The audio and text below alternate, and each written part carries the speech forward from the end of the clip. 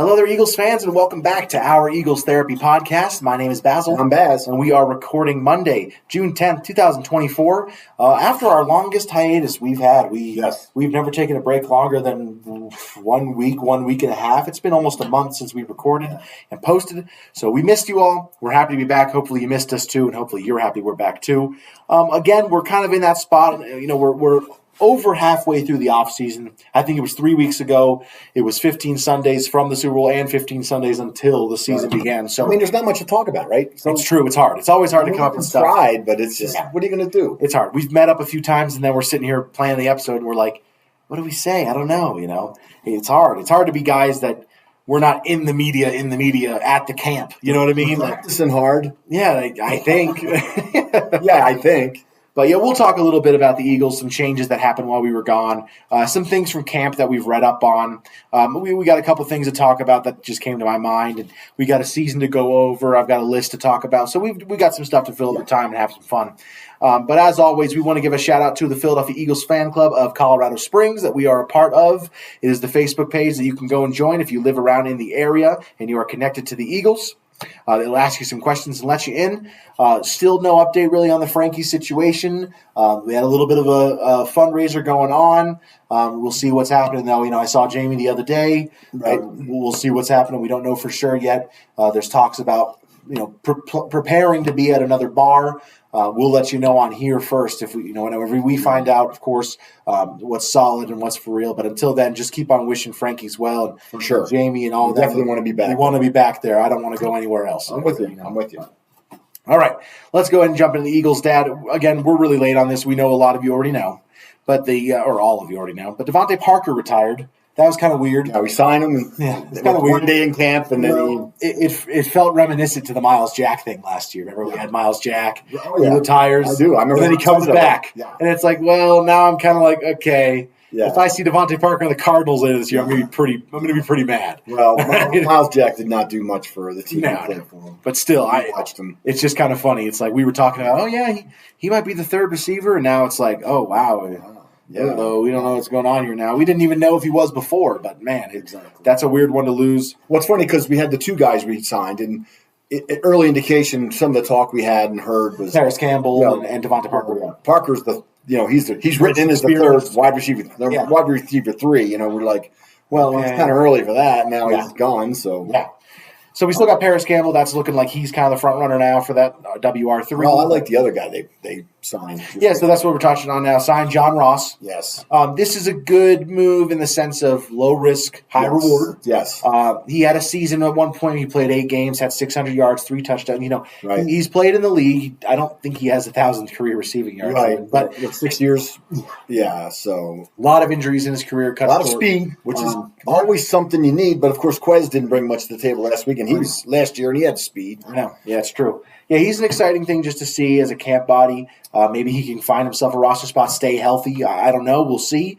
But it is pretty cool to see that him, giving it another shot and giving it a chance with us. Yeah. I'm kind of excited to watch. I'm kind of hoping any of the rookies we've got are wide receiver 3, Aeneas or whatever. A nice Smith or Johnny. Yeah. I mean, I know it's a long shot, but I prefer to see that. If you're going to just throw the cards in the air and hope they land, I mean, it's true. I mean, somebody that signed is young. Johnny Wilson and Aeneas Smith. Aeneas Smith with 5th round pick, and he speedy guy. Same thing with Johnny Wilson. Another a bigger body, 6'7". Yeah, right. He's 6'6". Yeah, big dude, 230 pounds. So we'll see about those guys. Both of them played at big schools, Texas A&M and Florida State. So they were around a lot of. They've got a resume at least. They've got some. That's true. Yeah, definitely. And we'll see. We still got Paris Campbell in the mix, and then some people think we don't even have the guy wide receiver 3 isn't even here yet, and I mean that's very likely. It's very possible. I know we have a lot of wide receivers who can catch out of the backfield, so maybe that's the idea of Saquon. He's wide receiver 3. Right. Same with Grant Calcaterra, our second tight end. He's a fast guy. Maybe he's Same with Albert O. He's a faster tight end too. He's more a receiver than he is a blocker. That's the thing. So maybe I don't know if that's the decision. We had him all last season, and I don't think he saw the field. I don't know. It's very strange. You never know what's going on. It's a new offense, so we can't really say. Right? That's the thing. I never understand the NFL. I don't know. We'll see what's going on. We signed all the rookies, which is great. That is good. Always usually happens, of course, but still. Especially now in the day where they're slotted. Yeah. In the old days, guys would hold out, which is so dumb. Yeah. I mean, they would just miss all the camps, and you're like, when are you going to – you got to sign to play. And, I mean, it's happened a lot. So now I'm glad the way they do it. You know, you're going to make this much money, and that's the way it is. And if you want to make more, then become a big-time player in the NFL. So, I mean, the incentive is to become the guy. So, yep, absolutely. So, good things to see. Hopefully all these rookies pan out the way we'd like them to. Quinyon Mitchell and Cooper DeJean, very excited for those two guys, which brings me to my next spot.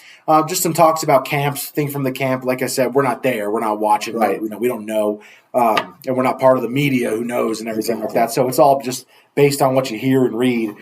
Good things for some of the rookies, Mitchell and DeJean. They're out there playing, the second teams, the first teams, going back and forth how they are at OTAs and as well as mandatory. Playing different positions, some flipping into the safeties there. And that's the thing, trying them out in different spots. But DeJean's been going all around the field, they say, so that's great. I mean, that's the thing about this training, the OTAs and all that stuff. And then, of course, I believe soon they're going to break for the summer. So, I mean, this is true. Same with us. What are you going to do? I mean, there's no talk. There's no anything. So, yeah, definitely. Good things that we've heard from such of guys like Keely Ringo and Isaiah Rodgers. Isaiah Rodgers, he's been big stock up. A lot of big good stuff about him. Same with Ringo. They both saying that Ringo looks a lot better than last year, and he's going to start. Exactly. I know. And same thing with Isaiah Rodgers. This is a guy who didn't play a full year of football. He's a fast guy. He's a guy who needs to prove himself now. It's not going to come given. It's not given to him. He's played well before in the league. Yeah. So that's a good thing too. So. Yeah, they think that he's really playing really well. Some good stuff that we've heard about Zach Bond, saying that he looks pretty good. He's playing on the first string linebackers, which is kind of weird. Right. Because he was talking about being a pass rusher, Yes. It's bad look on Nakobe Dean. We don't know what's going on there. Right. It's kind of, I don't know. It's a little scary going forward because we really wanted to see a lot of Nakobe Dean stuff. We were looking forward to him. Nakobe Dean and Devin White, we wanted to see a lot of those guys doing things. Trotter's names popped up. I heard him talk about it this week in particular. I don't know if he was injured or not playing or whatever, but he was working out with the threes, last week I heard. Of course, that's where you got to start. Yeah, of course. Fifth round pick, you're not going to be a starter right away. He'll earn a spot. He'll get a spot for sure. But special teams is also such a big deal with all this. Linebackers, cornerbacks, safeties. When you're not guaranteed a spot, they're usually pretty good at. What did I hear? Somebody was back returning punts, and it was one of our big players. He said Britton Covey was having some problems, and Nia Smith wasn't looking too good. They said the punt returners entirely weren't looking too exciting, which, I don't know. I mean, this is just a report from day 2 or day 3. So it's true. Who knows? I don't know. You never know. Exactly. Move over to the hottest topic for me on this podcast. So as you know, we've covered it before. I'm a big fan of numbers in the NFL. Numbers are important to me. A lot of people would disagree, like Rube. He doesn't care about numbers at all. I'm kind of there too. I'm a numbers guy. I don't know numbers that well. Yeah, I'm a numbers guy. So let's talk about this. What might be? I do know number 11 though. Yeah. Let's talk about this. What might be the worst number change in my mind in Eagles history? Josh Sweat. Everyone knows. I know you've heard it. I know, but I have to talk about this. This might be the worst number change in NFL history, but it's definitely the worst in Eagles history. 94 to 19. As a defensive end, changed from number 94 to 19. Yes. 94 is a great number. 94 is for a defensive end. Great number. It is. This was 19. It makes me want to throw up. I know I've talked about it before. Yeah. I hate defensive players in the certain number ranges. Right. I know everyone says you shouldn't care, yada, yada. I know. But to me, Trayvon, I'll go to some Cowboys guys. Trayvon Diggs, number 7, disgusting. Right. I hate Slay at number 2. I can't stand it. Micah Parsons, number 11, it's not right. It's not right. That's not supposed to look like that. You're not supposed to look like that. I agree. Linebackers. Son Reddick. Yeah. Son Reddick was number 7. It's not right. You're not supposed to wear that number. I don't like it. I hate it. So, to move from 94 to 19, a quarterback number or a punter number, that's one of the – it's just – 19 is one of the worst numbers ever. We've gone through the list before, but I couldn't, from the top of my head, pull off a number 19. J.J. Arcega-Whiteside, I think. That's not a good precedent. It's horrible. It's one of the worst. Yeah. That's one of our worst draft picks in recent history. Really, probably our entire history. Yeah. I just think that's a Just what a horrible downgrade. 94. But, if he gets 15 sacks, sure. Maybe he wants to get 19 sacks. That's true. I don't care. Well, if he goes there, we'll come back and apologize. I'll never buy a Josh Sweat jersey. That's for sure. Oh my God. Yeah, that's I mean, maybe he's been here so many years. He's trying to change things up. It might be his motivation. But if that's your motivation, then we're in trouble. But yeah, is the flip number of. Cox, maybe. I don't know. Maybe he was thinking that way. Maybe 91-19. I don't know. It's horrible. It is just strange. 91's not a great number either. It's not a bad number, but it's not a great number. No. But 19, it's just disgusting. No player should wear that. 94 is a good defensive end. It's a great number for a defensive end. This hit me in the car the other day when I was driving, Dad. I know of course, everyone knows this is one of the biggest news of our offseason. Fletcher Cox retired. Right. And it's just one of those things where it's like, oh, man, like it kind of hit me the other day. And I was like, man, like, Fletcher Cox retired. Like that's, because we even talked about Cox more in his career than Kelsey probably, because Kelsey was a center, Right. Cox was great the moment he was a rookie. He was. Kelsey, he got better. Took him 2013, 2014. The guy, then he became a Pro Bowl, but Cox right away, we were like, oh, this guy's one of our best players, right away. Early on. Oh, yeah. Yes. All the way to last season where he led us in defensive line snaps, in defensive tackle snaps. So it's just one of those things I'm like, man, he retired, and it just brings up those names of Jordan Davis and Jalen Carter, man. Like, man, like we really need something here, man. And Milt Williams too. Yeah. And then we still, Marlon Tuipulotu's still here, and we'll see about Mora Ojomo, see if he becomes a guy. We don't know, But those two, they need. No, that's different. They're a different level. They have high top picks, They're both top 10 overall. Both. Yeah. Davis was 10th, right? Davis was 10th. Carter was 8th, 9th. I can't remember. Yeah, 9th. But you're right. It has to be. I mean, it's a big deal. We need these guys to be great, and for years too. Yeah, and I know the big news on Davis recently came out. He's looking healthier. I heard he's like, oh yeah, I'm only 350 now, and you're like, oh, that's it. Well, right. What? Yeah, but it's funny because guys that big. Yeah, he's walking around. You saw him like walk on the stage, and you're like, oh, he looks thinner. Right. And then he's like, oh, yeah, I'm 350, and you're like, wow, that's because he's 6'3", 6'4". Yeah. Like you just don't notice it because he's just so big. It's hilarious. Well, they think they knew last year that the drop-off was there. Of course, when you're a rookie, Carter, yeah. That's always going to happen. I mean, he was phenomenal first 5-6 weeks. We wished that would have stretched that out over the first 10 or 20 games, but it didn't happen. But, maybe just they kind of learn a little bit more about their bodies and what they can push themselves. So hopefully Davis and Carter become the guys this year that are pushing each other, and filling that slot and taking more snaps on, because they definitely that was probably the biggest question of Davis when he first came out was 20 snaps a game in college, and it's like you're going to have to do 30 or 40 here in the pros. So. Definitely, it's true. To be the man. Yeah, so we'll see, man. Hopefully these guys keep on losing the weight, getting in shape. It was a kind of a struggle for both of them as far as getting in shape. Davis more so than Carter. Carter's not he's 315, so it's not that big. But right. Still they got to keep themselves down in the weight column and keep themselves healthy. This is such a big deal. I've watched a few now that the season's over and there's no many highlights.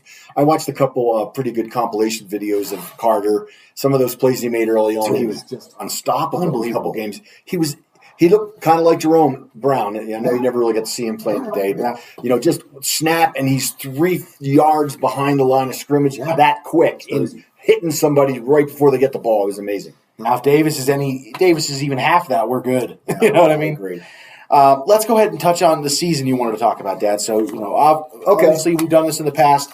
He'll choose a season to talk about, and we'll try to figure out kind of what it is. Make sure we don't duplicate it. So that's rough, yeah. All right, so the season previous to the one I have here, we were 5-9. So that's a little hint for you. I don't know how we're going to play it, but head coach was Dick Vermeil in this particular year. Okay.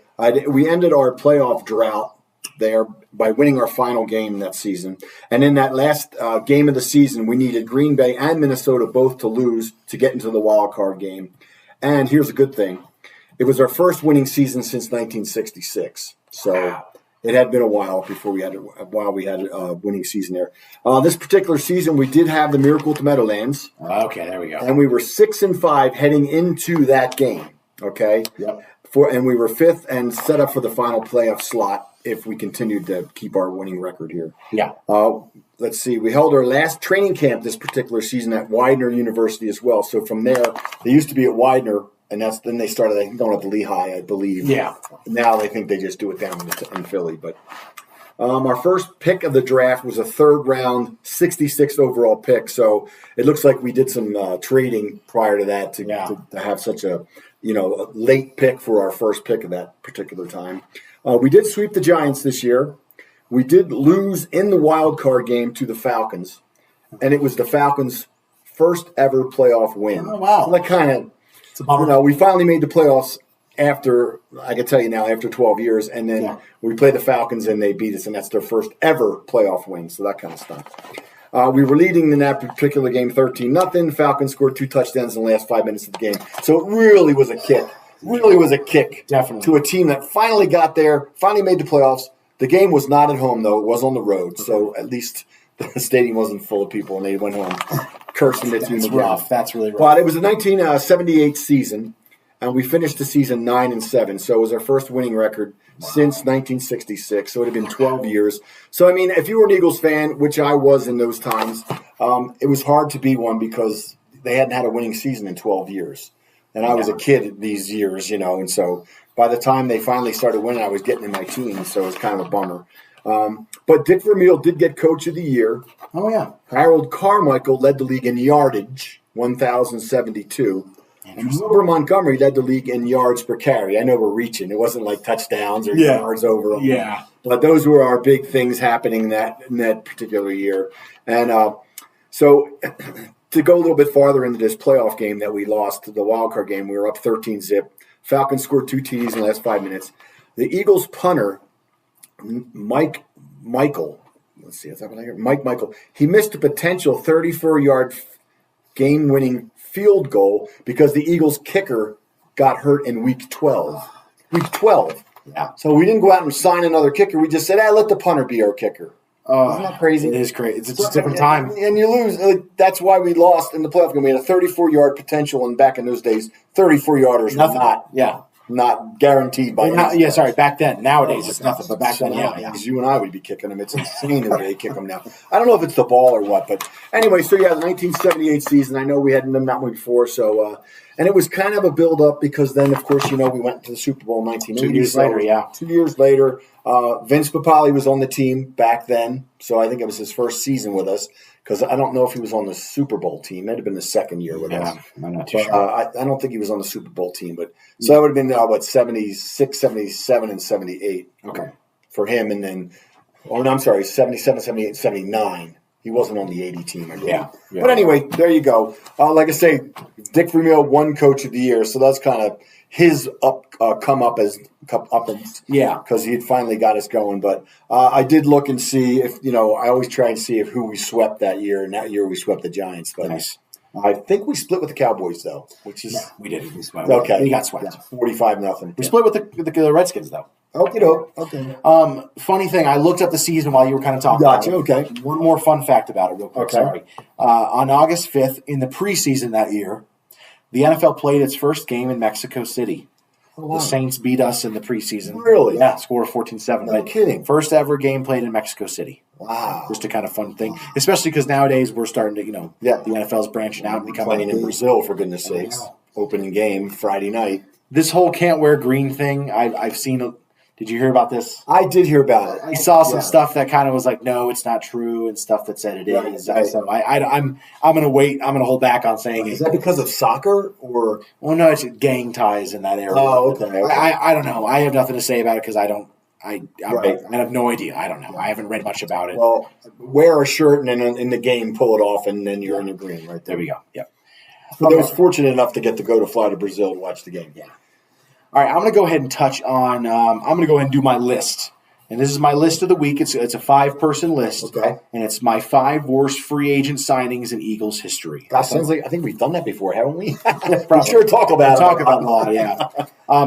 Now, a lot of people are going to listen to this and go, "Oh, we're thinking you're forgetting this guy, or you're forgetting this guy, or this guy's too high." Just remember, I'm 26 years old. I'm not, and that's why there's a comment section. That's why there's a comment section. Right. Maybe you should let us know. No, thumbs up, thumbs down, whatever. So number 5, my 5th worst, I have Miles Austin. Now, a lot of people are going to be like, "Well, it's not that bad because it's only 1 year, $2.3 million." But we expected this guy to do so much more for us. Yeah, he was coming into it was 2015, Okay. coming into a really bad wide receiver core. We had Jordan Matthews was our best guy. We had just lost Jeremy Maclin. Josh Huff was our second guy. Oh my God. No, we had Nelson Aguilar as a rookie that year, right? But he was horrible his rookie year. Yeah, he was drafted in 15. So he's horrible his rookie year. You know, it was such a bad, like, you know, receiver core. Riley Cooper, the racist, was still there. And it was like, you know, we were excited. Like, Miles Austin, you know, he's been great before. He used to kill us. He used to destroy us. He was awful. He was terrible. His season high at one point was 4 catches for 52 yards. There was certain games where he was held to 0 catches in 5 different games, 5 specific games, 0 catches. He was a starter. He was a starter. Like, who was throwing the ball then? Was that Sam? So it would have been Sam Bradford. Okay. So I guess we can give him a pass there. No, Bradford got a good. He could throw the ball. I guess he didn't start. He played 11 games. He's only started 1, but he was terrible. He didn't do. It was just so bad. Yeah. So that's why I have a number 5. I'm with you. Number 4, I have Nnamdi Asomugha. Now I know a lot of people are going to be like, that's number 1. That's number 1. I get it. Yeah, you're right. It probably is, but I was still younger at the time, and I didn't. You know, I watched football, but I didn't know everybody's name. I didn't. You know. 2011, he was regarded as one of the top free agents. We signed him to a 5-year, $60 million deal with 25 guaranteed. Wow. He was horrible. Now, it's funny because he was named an alternate in 2012, like a Pro Bowl that year, alternate, but that's fake. Name alone. But he just completely was terrible. We missed the playoffs both those years. We released him at the end. It was absolutely terrible. We couldn't restructure it with him because he didn't want to. But he was terrible. He was awful. I think he went one more year and then retired. That was the worst part. Was I think he played like one more year. He did. And he actually like kind of played well, and you were like, oh, "What are you doing?" You know, what are you doing? But he ended up retiring only like 2 or 3 years later. That wasn't he retired in 2013, so pretty soon. Yeah. Next, I have one that hurts me to this day. DeMarco Murray. You're going to see there's a lot of former Cowboys on this list, of course, or guys who at least one point were a Cowboy because they just suck. But DeMarco Murray, back in 2015, same year we got Miles Austin back in 2015. Right. This was when we were trying to sign Frank Gore. Remember that? Yeah, I do. Frank Gore. Oh, he's an Eagle. Yeah. And then out of nowhere, it was like, I guess he's not. It was very confusing. Like, what just happened? We had just gotten rid of LaShawn. We had just gotten Ryan Matthews, and we were kind of like, oh, hey, like, you know, we'll take that Ryan Matthews guy. And then they signed him the next day, and it's like, oh, well, not the next day, but around the same time. I liked Ryan Matthews. And you're like, oh, that's kind of weird. Why did we just sign 2 high-profile running backs? Right. That's kind of weird that we did that. Right. Signed him to a 5-year, $42 million deal.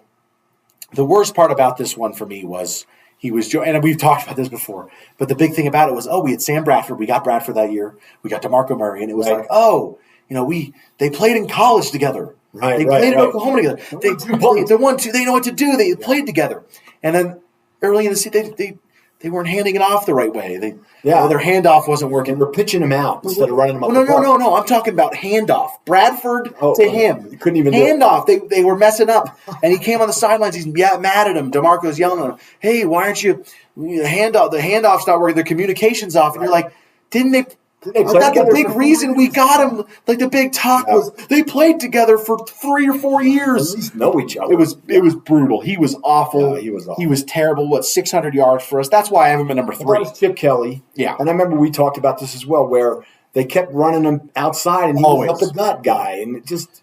Terrible. So the reason he's not number 1 is because he had 700 yards for us and 6 touchdowns. So he produced in a certain way. Somewhat. It was terrible, but he produced in a certain way. God, he was so awful. He was so awful. And it just shows you how important an offensive line is, okay? In 2014, when he led the league, he was behind the best offensive line in football, the Cowboys. Yes. He was great. He was behind that team, And then he came to us. And at the time, we had Kelsey, but it was 2015. He wasn't yet the guy. Right. Same with Lane. We had Lane Johnson. He had been in the league 2-3 years. He was ascending. We had Peters, but he was on the downturn. But at that point, I'm pretty sure Evan Mathis was gone. Right. And the right guard was another plug and play. Alex. Something. And it was like, okay. So it just shows you how important the offensive line is for a running back. We saw that with Miles Sanders. We probably had Stoutland then, though, huh? For 15? Because Chip was there. And Chip we did. So we did. Just didn't have the weapons yet. Not yet. The guys. But that offensive line just shows you. Like we had Miles Sanders 2 years ago, Pro Bowler with us, goes to Carolina last year, and he not even production level player at all. You know what I mean? Like unplayable, as as Rube said, unplayable. Unplayable. Number 2, I have Demetrius Bell. Now, Demetrius Bell, we signed him a contract. Not a big name, but $34.5 million over 5 years. Wow. First year of his contract was $3.25 million. He played in 9 games, including 5 starts. He suffered a few injuries. The Eagles would have been obligated to pay him more than $8 million if he was included on the roster in 2013, so they released him. So he was a tackle. Yeah, he was a tackle who never – he was supposed to be – it's funny, we always talk about this. So many guys were supposed to be Jason Peters' replacement. Right. Peters was getting older. But, man, it just didn't – it happened. Demetrius Bell didn't work. Then Lane Johnson was his – but then he's right tackle. Right. Peters kept playing. Right. Then Andre Dill he doesn't work. Right. And then finally Mailata, of course. But it's funny because, Demetrius Bell, he was seen to be drafted. We got him as this – maybe he'll replace Peters one day. We'll play him right tackle. Where did he come from? He came from Buffalo. Okay. He came from Buffalo. Kind of like Peters did. Exactly.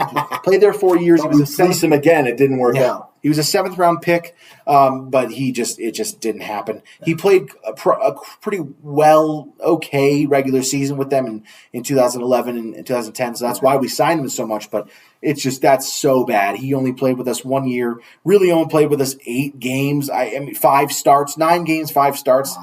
We gave him $34.5 million. I mean, obviously, it's all different, but still, it's just that's brutal. I mean, back then it was even so double it. All right, number one. My worst free agent signing in Eagles history. It's Byron Maxwell. Wow. 2015. You're seeing a lot of 2015 up in there. I don't know if anyone noticed. Everything glue. I don't know if anyone noticed this. And then Sam Bradford we could add on here, but he was a trade, so that's different. Right. But you're seeing a lot of stuff on here. But we signed him to a 6-year, $63 million contract with $25 million guaranteed, similar to Nandi Osimo. Yes. So we gave him $25 million for free, and he played with us 1 season. He was awful. Yes. I mean, he's just terrible. He came from Seattle.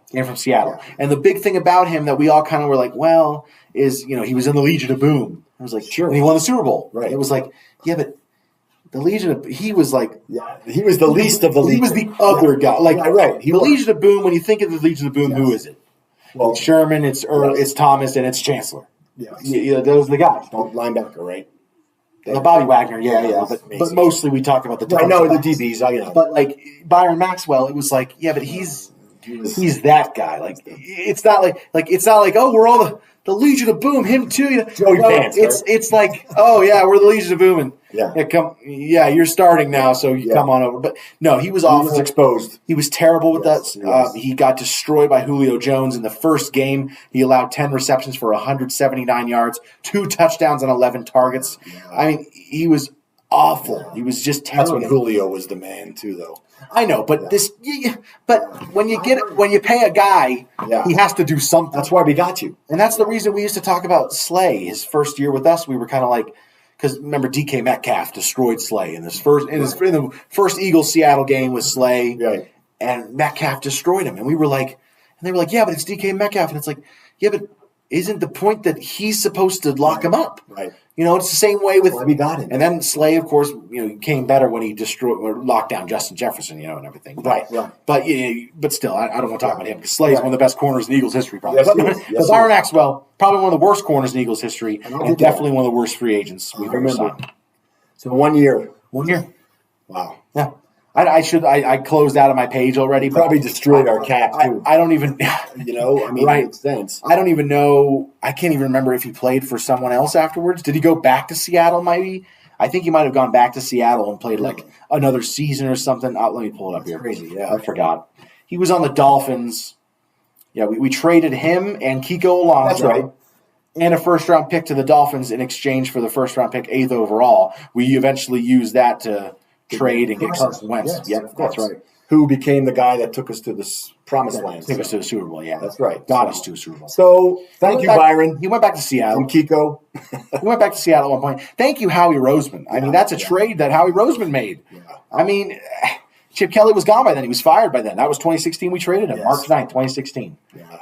That's brutal. I remember when Chip came in, and I thought 3 years, I said it, remember? Yeah. 3 years we'll have a ring. We did, but it wasn't because of him. Yeah. Or 4. 4 years. Whatever. You're right. No, it's funny. It's funny. I thought for sure. You got anything else on us? Not really, no. You got the Phillies highlights. I'm just going to say some other sports.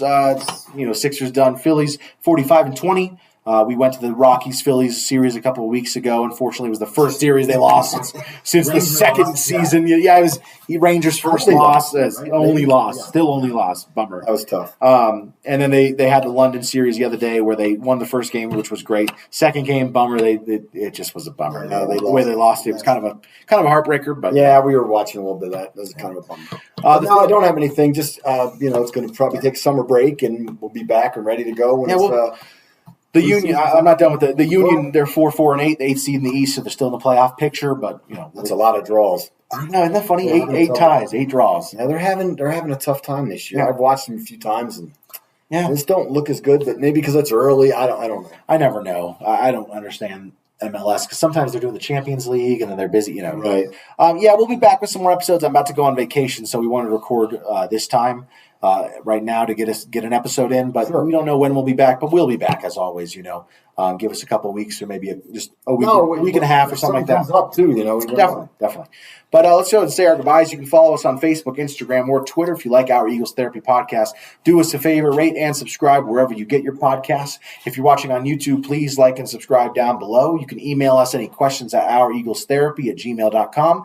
Comment down below who were the worst Eagles free agency acquisitions in your lifetime. Yeah, there's a lot. We can talk about it all day. But there was a bunch. Yeah, let us know. But as always, from all of us here at Our Eagles Therapy Podcast, I'm Basil. And I'm Baz. Go Birds. And fly, Eagles, fly.